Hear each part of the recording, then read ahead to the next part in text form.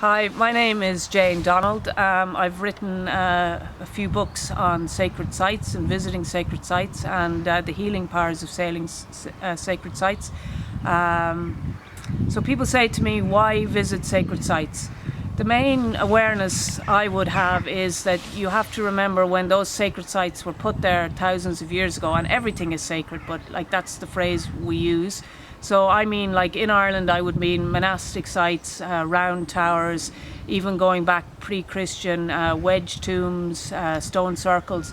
You have to remember that the people didn't just place them there for no reason. They were actually guided to place them there, and they were listening to their inner voice then. And if you think back of a life before computers, before media, before all the noise we have in the modern world, they were actually listening to their inner natural instinct and following that.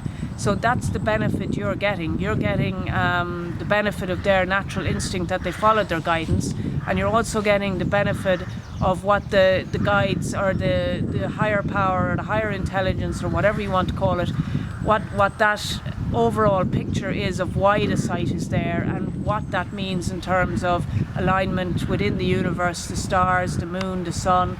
And that's what you're tapping into. That's the power of sacred sites, and that's what you're tapping into in the modern day when we usually think we need technology for these things to find where places are that have high energy vortex, and we want to prove that it has a high energy vortex or something.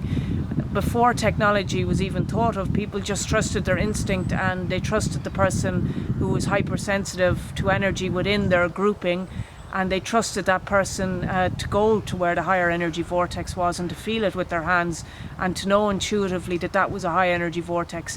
They didn't have technology to prove it, they didn't have technology to detect it, they just trusted the hypersensitive person. So that's what you're getting the benefit of now.